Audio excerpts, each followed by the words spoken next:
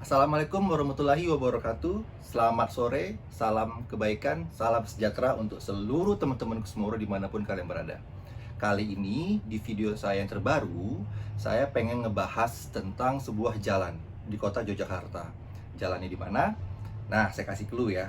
Jadi jalan ini lokasinya tidak terlalu jauh atau deket, di belakangnya salah satu bioskop terkenal di kota Yogyakarta yang dulu pernah kebakaran dan sekarang dibangun lagi. Terus dekat juga dengan salah satu kampus swasta arsitektur YKPN. Dulu almarhum bapak saya pernah kuliah di sana, makanya saya paham. Nah, jalan ini ciri khasnya adalah punya 22 pohon kenari yang gede-gede nih. Nah, dari arah barat ke arah timur itu berjajar tuh pohon kenarinya. Nah, pas di ujung sebelah timur, paling ujung timur itu ada pohon beringin. Itu pohon ke-23 lah kalau dihitung dari ujung ke ujung ya. Nah, jalan ini spesial sih buat saya. Karena kenapa? Karena dulu pertama kali saya sampai Jogja sama almarhum papa saya waktu dulu mau daftar kuliah, itu diajak papa langsung lewat jalan ini. Karena papa pengen nunjukin tempat dia kuliah dulu. Nah, karena dari dulu saya memang sudah suka banget sama mistis. Jadi begitu saya lewat jalan ini, feel-nya enak. Jadi perasaan itu nyaman gitu lewat jalan ini. Makanya kalau kata orang langsung fall in love lah dengan jalan ini. Makanya kali ini saya pengen ngebahas jalan ini. Nah, untuk seperti apa saya ngebahasnya, saya pasti dong mulai dari sejarah dulu nanti ya. Tapi sebelum itu, tolong biar channel ini makin berkembang, jangan lupa di subscribe, kemudian di like videonya, komen, dan kalau kalian suka jangan lupa di share. Share sebanyak-banyaknya biar video ini berkembang dan saya pun bisa memberikan informasi yang makin baik untuk kalian semua. Oke, nanti kita lihat di story time ya, bagaimana ceritanya dan sejarahnya dari jalan ini. Nah, tadi saya udah janji ke kalian pengen cerita sejarah dan urban legend dari jalan ini. Oke, kita mulai ya. Jadi dari sejarahnya, jalan ini sebenarnya terbentuk karena adanya proyek dari perusahaan kereta api Belanda pada saat zaman penjajahan sekitar tahun 1914, artinya sekitar 106 tahun yang lalu. Perusahaan Belanda yang bernama Nederlands Indische Spoorwegmaatschappij atau NISM membangun sebuah bengkel untuk perawatan kereta api dan lokomotifnya di situ.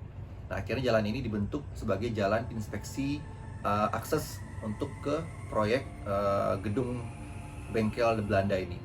Nah, setelah bangunan utama selesai dibangun, jalan ini udah beres, Belanda juga menanam 22 pohon kenari dan satu pohon beringin di depan kantor bengkel ini. Dan akhirnya kalian bisa lihat sendiri kan di sekarang pohonnya udah gede-gede, udah tua, ya wajar lah udah 106 tahun gitu umurnya.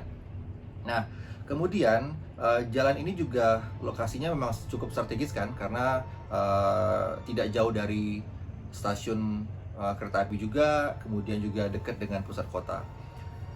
Istimewanya apa sih jalan ini menurut saya ya, dan menurut masyarakat sekitar? Karena jalan ini memang punya nostalgia zaman perjuangan yang bagus. Karena memang banyak terjadi cerita-cerita kepahlawanan yang ada di jalan ini. Nah, saya akan pengen ngebahas dari sisi urban legendnya atau kisah misteri penunggu dan penguasa dari lokasi ini. Pertama, yang saya akan membahasnya adalah dari penguasanya dulu. Nah, penguasanya siapa? Saya diizinkan oleh beliau waktu itu sekitar 5 hari yang lalu untuk menggambar sosoknya, yaitu Nyai Indrawati. Sosok ini berupa naga, sebenarnya tidak terlalu naga banget, masih bentuk ular, tapi dia warnanya merah api. Jadi namanya Nogogeni, atau ular api gitu, ular naga api. Karena di ujung ekornya itu memang ada percikan apinya. Dan sekitar ujung badannya itu badan manusia dan akhirnya wujud wanita gitu. Kalau kalian pernah lihat Medusa di mitologi Yunani, mirip kayak gitu persis. Jadi ular besar dan ujungnya badan manusia, wanita. Nah, beliau ini energinya sangat positif karena dia penjaga keseimbangan kekuatan di area bengkel kereta ini dan di jalan yang tadi saya bilang jalan terkenal itu. Nah, posisi di mana dia ada di tower air. Kalau kalian dari arah barat itu mau ke arah timur, itu pasti kalian di sebelah kanan akan melihat tower air besar. Nah, dia tinggal di situ. Pesannya yang saya tangkap nih pada saat saya mencoba komunikasi dengan beliau, pesannya simple, hampir sama dengan setiap penguasa gaib yang saya temui. Intinya jaga kesopananmu. Jadi jangan sampai kamu jadi manusia yang kurang ajar. Artinya jangan menantang kalau kamu belum tahu kekuatan yang kamu tantang. Itu aja sih pesan beliau. Di luar itu bukan tanggung jawab kita sih sebagai manusia, karena itu adalah tanggung jawab dia untuk mengatur keseimbangan energi di area tersebut. Nah, sosok yang kedua yang saya akan cerita adalah sosok pocong yang mungkin bagi masyarakat sekitar sudah familiar dengan sosok ini. Nah, sosok pocong yang akan saya ceritakan kali ini, dia ada di posisi pintu barat kantor bengkel kereta ini. Sebenarnya dia arahnya suka ngambang nih, terbang gitu dari arah pintu barat ke arah parkiran ke arah pohon, terus kembali lagi ke pintu barat. Cuman stasiunnya adalah di pintu barat tersebut, di sebelah kanan kalau dari arah barat. Nah, sebenarnya ini adalah sosok jin korin dari orang yang sudah meninggal. Saya cukup bilang sosoknya adalah sosok yang pocong yang baik atau pocong yang tidak mengganggu. Kenapa?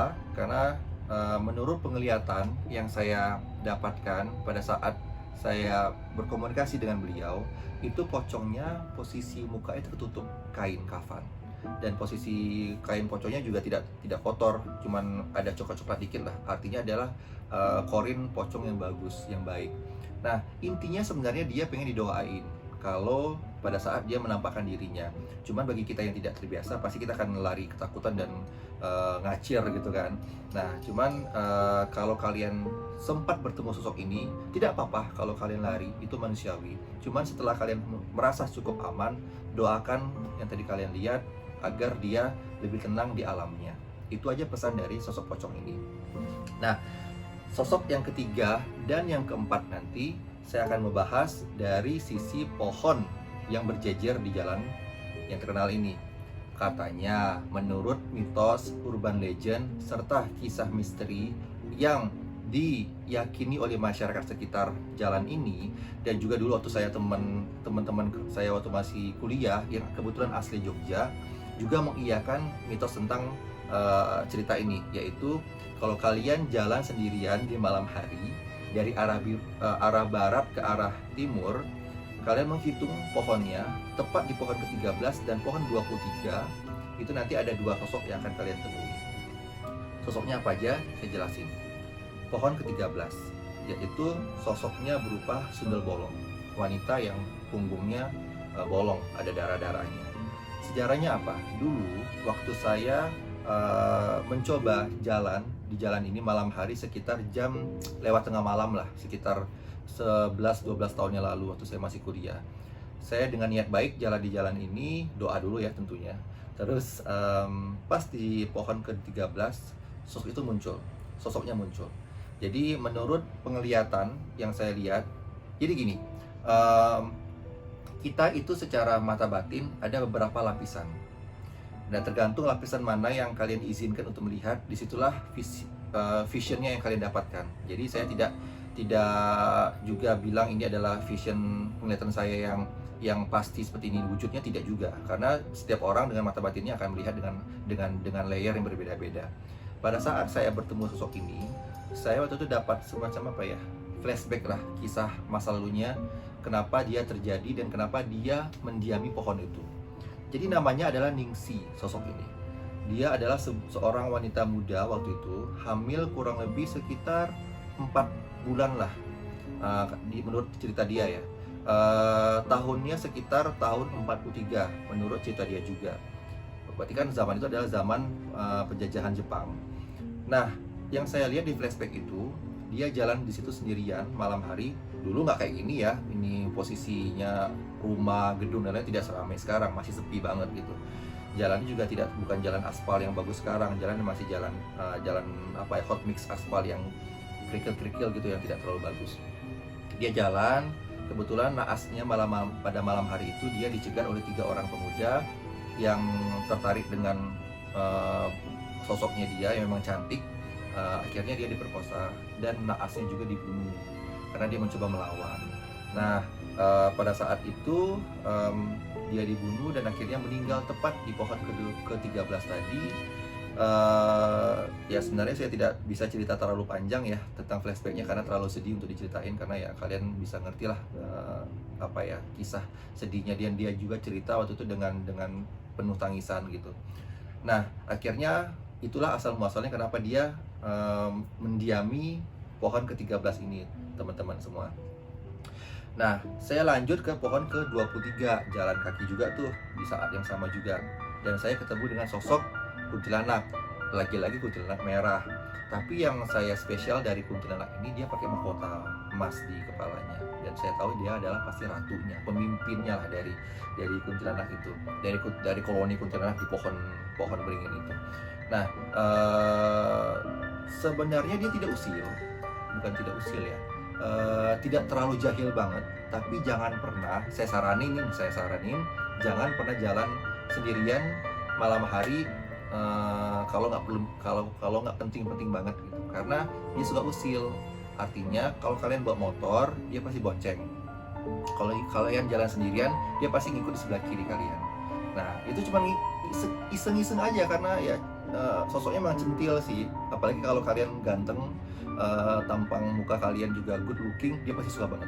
Nah, that's why kenapa pada saat saya dulu ketemu dengan sosok ini, dia dengan sangat senang banget cerita tentang masa lalunya dia, kenapa dia bisa mendiami pohon ini.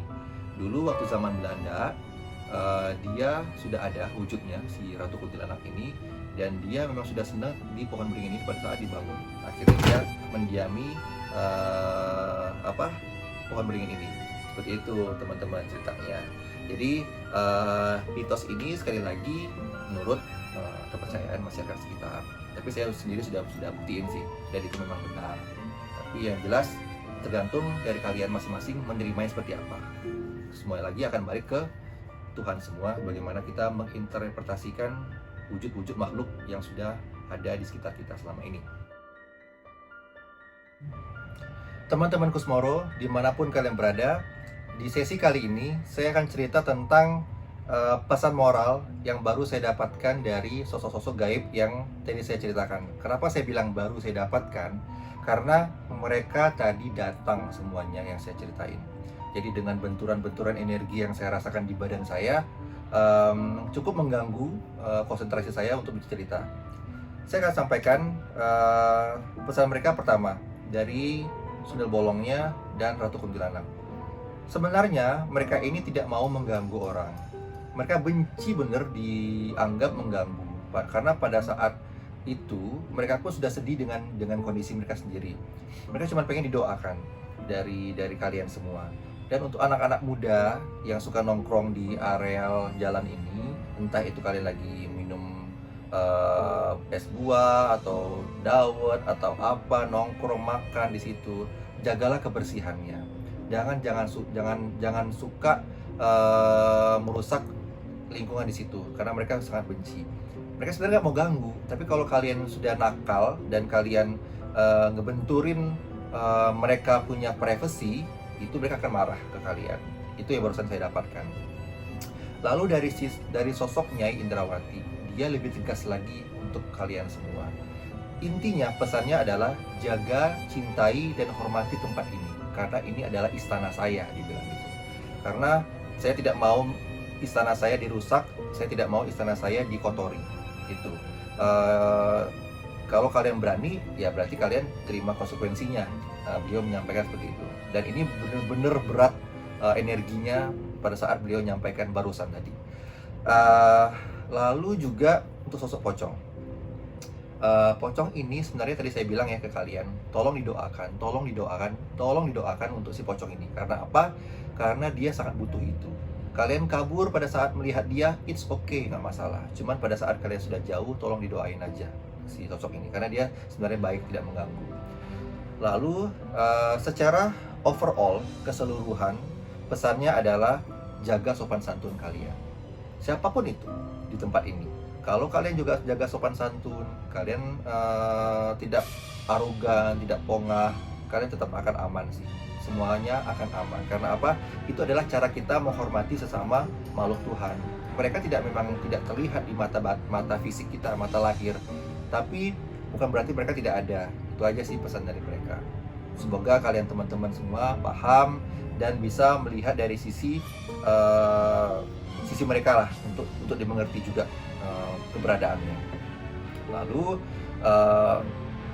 juga saya ingin mengucapkan ke kalian semua terima kasih atas kesetiaannya menjadi teman-teman Kusmoro, selalu menonton video-video saya. Saya akan tetap memberikan kalian video-video terbaik ke depannya yang akan membahas lebih banyak lagi urban legend, tempat-tempat mistis legendaris yang ada di kota Yogyakarta.